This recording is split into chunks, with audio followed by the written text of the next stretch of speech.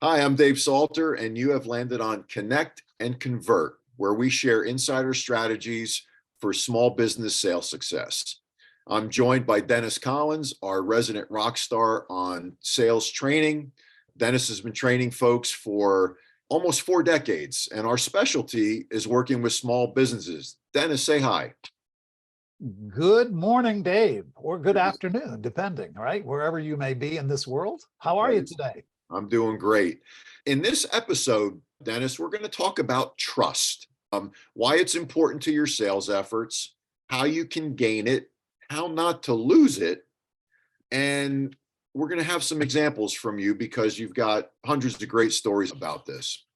So I want to tell you a story to start a little bit. So a couple years ago, we woke up in the morning to find water in our sunroom. Okay. And had no idea what was going on. And I went to work that day and I'm talking to myself as I'm going through my activities. And one of my coworkers says, "Hey, I know a guy that can solve that problem for you." So right away, I have some trust because a person I know told me about this contractor. I called the contractor, told him about our problem. He comes out the next day. So trust builder number two, right? Prompt response to my problem. He tells us what he's going to do, gives us an estimate, gives us a time for project completion. They come out and do the job. Next time it rains, we get water in our sunroom again. Mhm. So I call the guy and I get no response. No response, no response. I go back and I talk to my colleague at work. I'm like, "Do you know where this guy lives?" And she's like, "Yeah, I do." Long story short, he never comes back to fix the problem. Had to hire another contractor to come in and fix what he didn't do. He built my trust up really well initially, and then there was a huge letdown. So you've done a bunch of research on this, and there's a guy named Maslansky who's done a lot of research on the language of trust. So tell us a little bit about that. I will. Sorry about your story. As we'll talk later, one of the measures of trust is capability. Does this provider, does this person, this business, whoever it is we're hiring, do they have the capability of delivering what we expect? And obviously, as a customer, you expect it to be done right, and you expect a response when there is a problem. So capability is where this gentleman failed. He did not really have the capability, even though he may have tried to lead you to believe that. But let me talk in a broader sense. You referenced Michael Maslansky, the language of trust. Maslansky is a guy that, if you ever seen on TV, those knobs, during political season, there's a Yeah. speech going on and they measure yellow is Republican or Democrat, blue, green, all that. He does the knobs. He wrote a book called The Language of Trust. He says this, Dave, we are now in the PTE, the post-trust era, right? Trust is dead, according to Michael Maslansky. That's a pretty big statement. It is. Did he give any reasons for that? He sure did. Yeah, he goes into great depth in the book about why that is. He talks about communications between us and our government, communication between us and politicians and our leaders, communications between large companies and the public. And he even delves into our little world, and that is the communications between salespeople and customers. And he says that the old school marketing techniques, the push rather than question, the product pitch is dead. It's dead. It's fallen off the cliff. It's always assumed in today's world, according to Michael, that there's an ulterior motive behind everybody's action. So whatever action you take, there's a motive that generally serves you and not the customer. It seems like we're living in that post-trust era. So going back to what you had said based on Maslansky, so it sounds like the communications between the bigger enterprises, if you will, and us common folk is a lack of trust. Correct.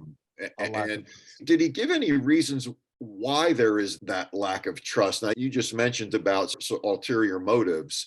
Is there more to it than that? Yeah. And again, We probably should do a whole podcast on Maslansky because it's rich. I will tell you, if you're in marketing or sales and you haven't read this book, Yeah. get it. Okay. Yep. But he talks about the different spins and narratives that are out there today. Everybody seems to have their spin or their narrative on how things are supposed to go. Okay.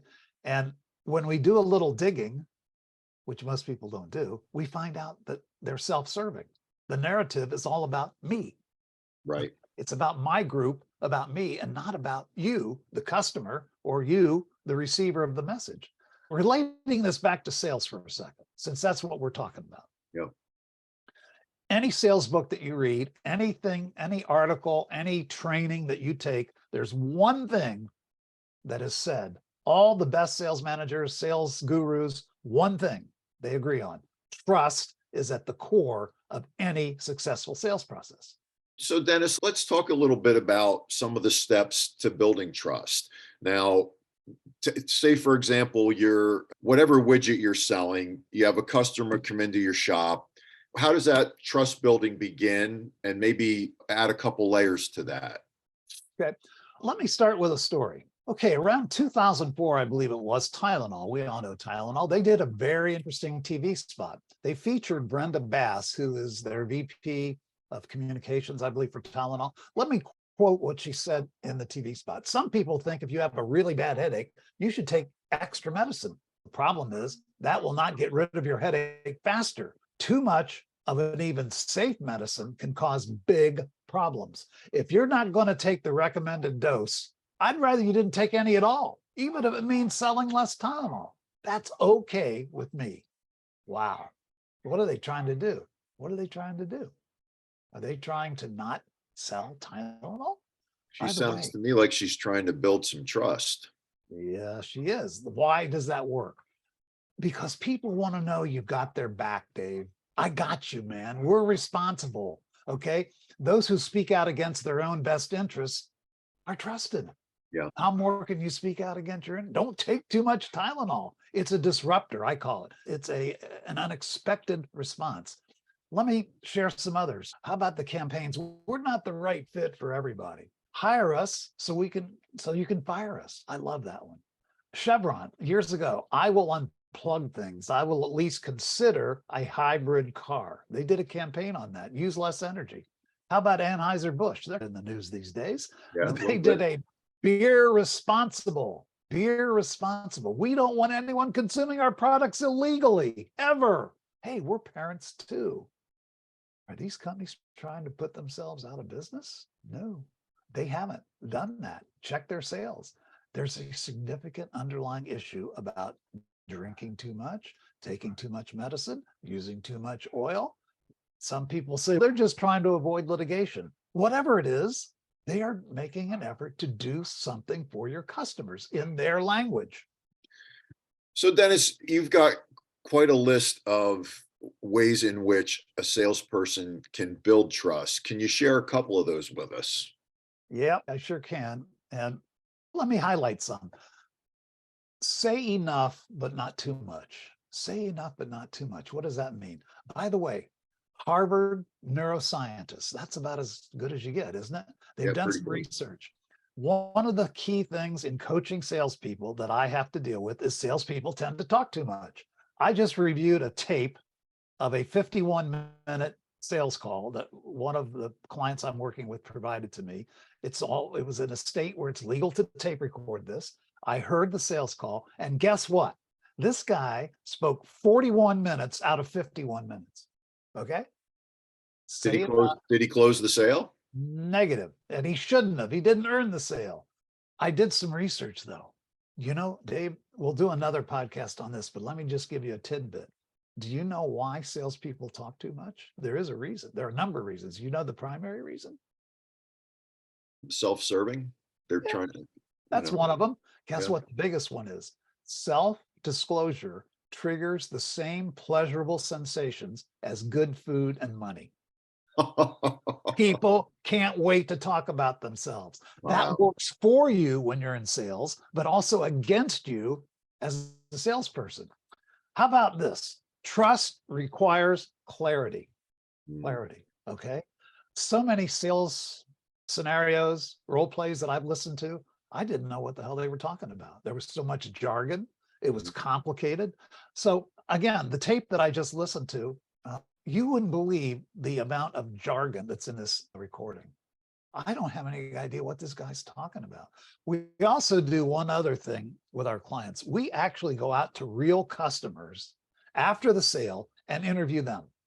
Wow. You talk about eye-opening. People who bought, people who didn't buy. The most recent one was somebody who did buy. And when we asked her, what was it? Was there one thing about dealing with this client that got you to say yes? Is there one thing you can pinpoint? And she said, yeah, there was no jargon.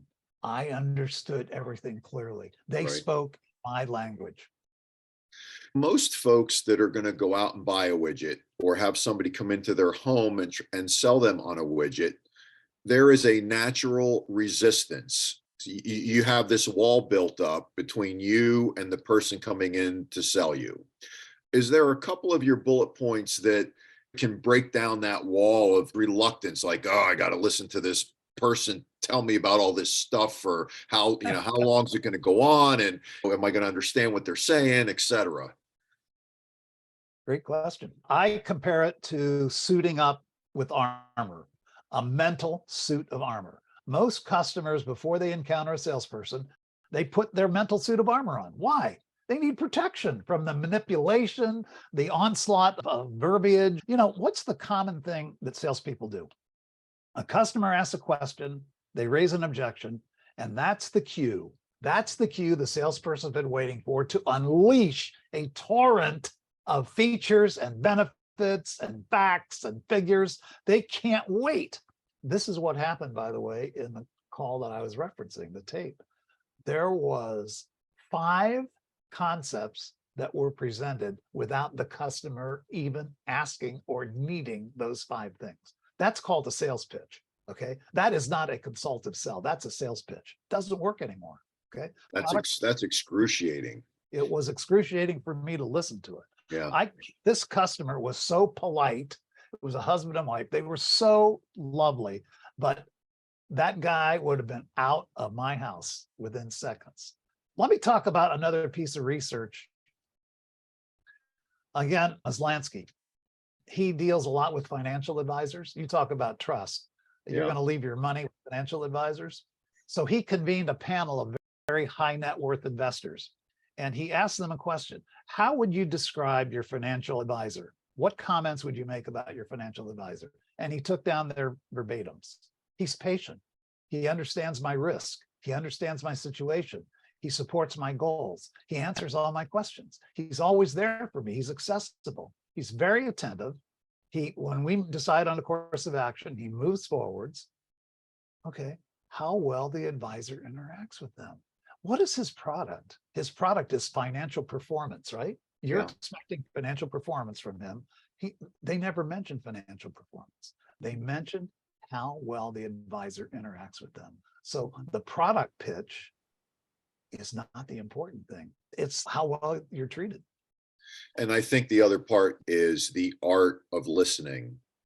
So when you reference that 51-minute call you listened to, and that person talked for 41 of those minutes, there was no active or intentional listening on the part of that salesperson. And that's something that you talk about a lot and how critical that is in this process.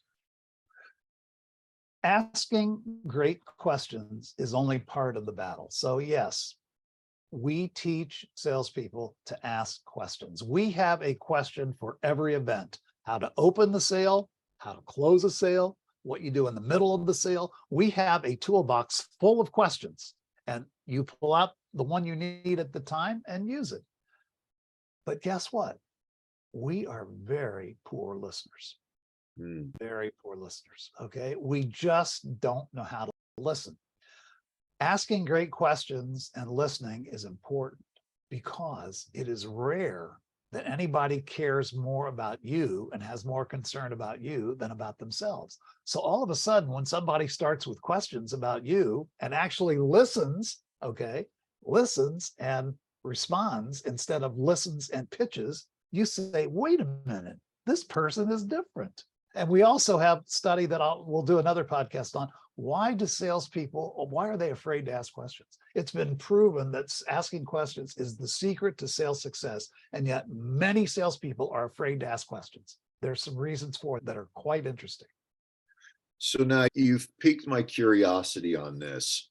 You've gained the sales appointment. You're in the customer's home. Are there signs that indicate to you that you've gained their trust? Absolutely. All of a sudden, there are body language signs. Have you ever noticed that, Dave? When somebody is buying into you and they get you, how they act. Their eyes light up a little bit. They may lean in a little bit. They may even crack a bit of a smile. All of a sudden, they're buying, they're nodding their head. You can tell. You can also tell when you don't have it. I'll give you another example. Discussion before engagement. I'm an old-fashioned guy. When I was a kid, you were supposed to get engaged before you got married. I don't know if they do that anymore. Some people do, I guess. What's the purpose of the engagement? It's kind of like a trial run, isn't it?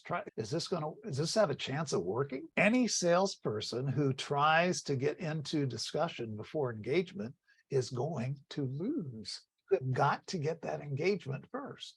The other thing that I notice with salespeople is how they deal with objections. So when I'm meeting a salesperson for the first time, I might do a role play with them and I'll throw out a couple objections to whatever it is they're selling. Okay. And I wait to see what they do. Okay. If they try old school, overcome the objection, kill it, they're all kind of battle terms used for objections. Or do they validate the objection? Okay. The way you build trust is you validate it. Those are polar opposites. Use the customer's words. Hey, Dave, I got it. I understand how you could feel that way. I have other customers who feel that way. That's, again, a whole nother podcast that we'll get into. Sure. You've gained the trust of your potential customer. You've seen the body language, maybe some dialogue also has given you that indication. So, two-part question. A, what would be the worst thing you could do after you felt you've gained the trust? And B, what would be the best positive next step after you've felt like you've gained their trust? Okay. So good. Two questions. What could you do to lose trust? Yep. There's an old saying in sales: stop talking before you talk yourself out of the sale. Okay. So what I have observed over all these decades I've been doing this is you've got the deal sold, you have agreement, and you keep talking as a salesperson. And another thing, and by the way, and you bring up something inadvertently that the customer says, oh, I didn't know about that. That changes things. Whoops. Yeah. All of a sudden, all that trust you built up instantly caves because they see, it appears as if you held something back. Yeah. It appears that you are totally honest. And you're bringing up something at the end of the process that should have been covered earlier or not at all. You know what I'm saying? Some of the stuff shouldn't have ever been covered in the first place. So that's how you can lose it. So after you have established trust, what's the next step? The next step is to go through what we call a sales process. Okay. The only people who really succeed in sales are those who have a sales process. And what is your next step after building trust? Okay. The next step is to move towards agreeing on how I can help you solve your problem. Do I understand your problem? Yes, you do. Okay. How can I help you solve the problem? I have three options. Okay. I heard you say XYZ. Option A covers that. I also heard you say XYZ, Option 2 covers that. And furthermore, I heard ABC, XYZ, QRS. Okay. And option 3 covers that. Which of those three options would be best for you? Yeah. Dennis, I want to summarize some of the things I've heard you say this morning. We are in a period of distrust for a variety of societal reasons, Yeah. none of which may be our fault, but it also has an impact on sales and salespeople.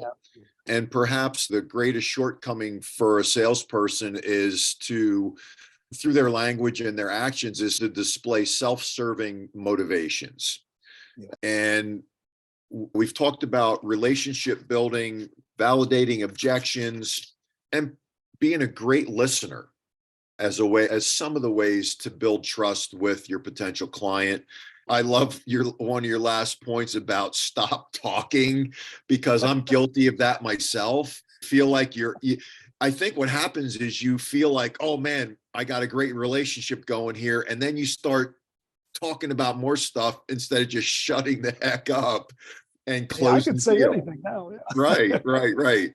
And finally, I think the most important part of all of this is that you need to have a process. You can't go into things willy-nilly. You need to practice, you need to listen, and you have to follow that process so that you don't do a bunch of these things that can hamper your efforts. Wow. Dave, you're a great listener. You understand my situation, and you just delivered 3 proofs of listening. You paraphrased, you summarized, and you asked fabulous follow-up questions. You, my friend, are a great listener. Dennis, thanks so much for your wisdom and insight today. Folks, that's a wrap on this episode of Connect and Convert, the podcast that lets you behind the curtain with some insider strategies for small business sales success. This is Dave Salter with Dennis Collins. Thanks for joining us, and we'll see you next time when we discuss habits of ineffective salespeople. You got it.